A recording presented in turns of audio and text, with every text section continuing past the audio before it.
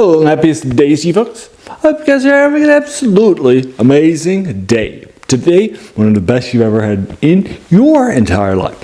So today on Wednesday, I do reviews of older video games and that sort of a thing too. I've recently done some things like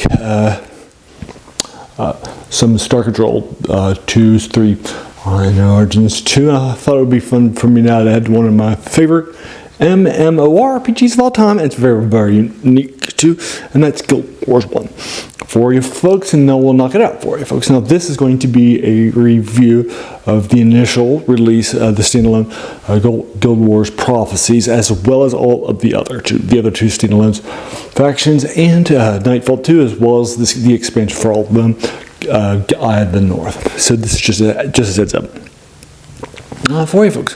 Alrighty, so this was released in October 28th, 2005, and so it was by ArenaNet, where you can link it to below. It is an MMORPG, but unlike many, it actually doesn't have microtransactions.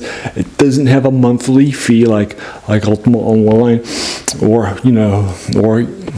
World of Warcraft. None of that stuff. One fee and then you're in. Love that loss. I think it's a great idea. In fact, it's still up today. You can 20 years later, when it was debuted in 2005, it is still around today. Right? In fact, there's a 20th anniversary edition, which I'll link to you in the description below, that actually will get you just like all four of these, and that sort of thing too. All right, so this was designed by Mike O'Brien and James Phinney. It's rated by critics on Metacritic for 89 at 89/100. It was beloved by them for being a different kind of an RPG generally, as well as an MMORPG too. And it's $40 for everything. I logged in last night just to make sure it was all good to go. All right, so here you can choose in all three of the campaigns total 10 different classes. And then in the first one, you'll just have 6 classes. And then those 6 classes will also be in the other 2 standalones, Factions and Nightfall. Those are sort of the base of 6, if you will. And that sort of a thing too. And then you can choose a secondary class, and that sort of a thing to set a unique combination of class and secondary class. Also each primary class has a skill that only a primary class can have, just as a heads up. And that sort of a thing too. Then you can add different skills to your skill bar with a limited amount, as long as you know them, and that sort of a thing too. So that's great. You can also, and then they're based on, you also have skills that you can learn too. You can respec those. So you can also get once per character at a time, a special unique skill called an elite, but only one elite per person at a time. You have to capture that from a boss after you've killed them, just with a signature of capture for you folks. Now you have some of in the 6 classes, the base ones, as well as the ones in the base game. Many of them are sort of your typical fantasy RPG things with a more traditional, with a different spin, right? You got warriors that are your fighters. You've got monks that are your healers here, rather than D&D monks that are unarmed combatants, right? You've got wizards here, that would be your showing up here as elementalists that do all the damage. And then you've got rangers too. Rangers here have pets, they have attacks, right? And then also you can get mesmers here too, which are very different style. They're kind of like blue in Magic the Gathering, right? They specialize in disrupting what your foe is doing, and that sort of thing. They can interrupt the skill and actually stop it, just like a counter spell in blue. They can also give them some debuffs that hurt them over time. It can really play havoc with them, and that sort of thing too. Or you can also be a necromancer. Necromancers here can basically be debuffs with the curse track, or they can just be mancers, which I adore. And that sort of a thing too, where you are just getting all of your undead in a row. So that's nice too. Alright. Also here, warriors are a little different than your special ones, because normally, instead of using like energy or mana or whatever that you might have in your various games, here they have a specialty attacks that also, instead of just choosing energy, will use something that only they can get, called adrenaline. And as they are hit or are hit, they can actually get more and more adrenaline. It builds up over time. I think it's pretty unique. So in factions, which is a Chinese set, they added some assassins, and which are deadly attacks close range, but they have very, very weak armor. So what you want to do with them is they have two hands with daggers. So you want to, so they're double master. So you want to teleport in with a skill, use the leading attack, the second hand attack, and then both attack at the same time, and then teleport back out before they can counter attack. It's very unique style of combat. And then they also added in one of my favorite classes ever in any RPG, and that's the Ritualist. So unique, so different. Basically, what Ritualists tend to do here is they'll summon spirits. The spirits will either shoot people as a ranged attack, or they may give you some bonuses, like you raise your life after time, that sort of a thing too. Or you can just summon ashes, right, to hold, and to give yourself and party benefits.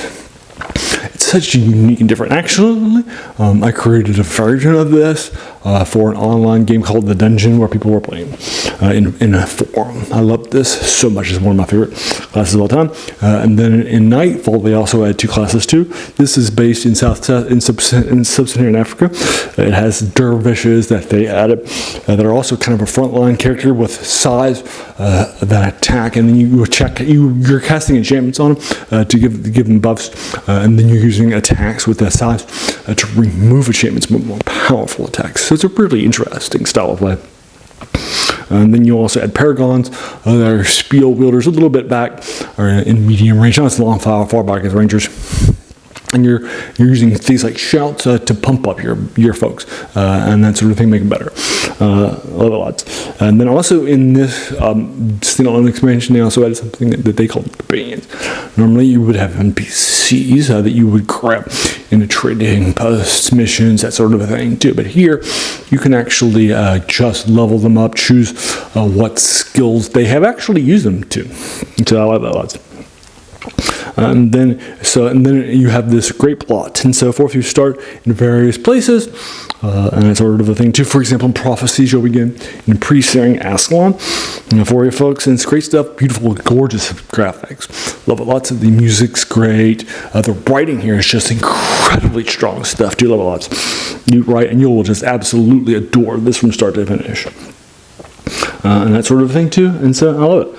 And there's a co-op, by the way. This is a co-op storyline, and that sort of thing too. So what you do is you do a mission, which if you die, you'll go back. And missions are basically a special map that you can do it with a party that you put together, or with as a co-op too. And then you got to do the plot. That sort of a thing too. And then you're doing side quests, and that sort of a thing too. Go on and explore on different maps and that sort of a thing too, right? To help you enjoy that. So that's basically the concepts of what's actually happening. So it's kind of a combination of, it has a plot line, unlike most MMORPGs that you finish, right? Right, and then you can do other stuff if you want to, right? And I think it's such a great idea. It's so uniquely done, and that's another thing too. And so I adore this synergy of both, a detailed plot that you can play solo, or and with a party that you put together, like companions and NPCs, or just something like with your friend, right? You can easily do whatever you want to. And that sort of thing too. I think that's just an incredibly strong, well-done concept for your folks, right? All up and down the block. I'm this talented. I've put thousands of hours into it. I've beaten all of them with at least one class, and sometimes 2 or 3. And that sort of thing too. I really do adore this, right? All up and down the blocks for you folks. But what have you thought? Have you played Guild Wars, and would you agree or disagree with my 10 out of 10? I'd be happy to sort of engage you with it further, whatever your thoughts are, in the comments below, right? And if and then also, I do on Saturday serials where I review older movie serials, and that sort of a thing too. And then I also do, so coming up will be my serial for, I just did on. So this will be, a couple weeks ago I did a commit to Patricia and that sort of a thing too. So you'll be able to check out that and that sort of thing too. On Monday I do older reviews of RPGs. I'm currently doing tabletop RPGs. That sort of a thing too. So I'm currently doing reviews of that. And then I'm currently doing the X series in Dungeons and Dragons. That sort of thing too. So you can check out that. The next one should be X7 next week. The War Wrath of Kron, as well as a bunch of other stuff too. Right, I'll put it down the box. I do 3 reviews a week of older video games. I'm sorry, not video games. That's of older things that you read in science fiction, fantasy, and horror genres too. Right, so I do lots of those older reviews for it, folks. All up and down the block. And so if those, those 7 older things a week, if that sounds like your a cup of tea, well then great. Welcome to the channel. Have a seat. I think you'll enjoy your time here quite a bit, right? All up and down the box, right? And then while you're here, please do all the YouTube stuff, like hit the subscribe button, like button, bell icon, if you're feeling like all that stuff. And there you go. As you can tell from those 7 older things, finding them for you folks is definitely the passion of this channel. For you folks, it's even worse. Name comes from the worst thing about new books. It's a quote by a French philosopher, Jacques Joubert, who says that the worst thing about them was that they kept us from reading the old stuff, right? And there's definitely some impactful things that we might have forgotten about in our passion for the new, in the new video game in this case, right? But Guild Wars was so influential. And that sort of thing too.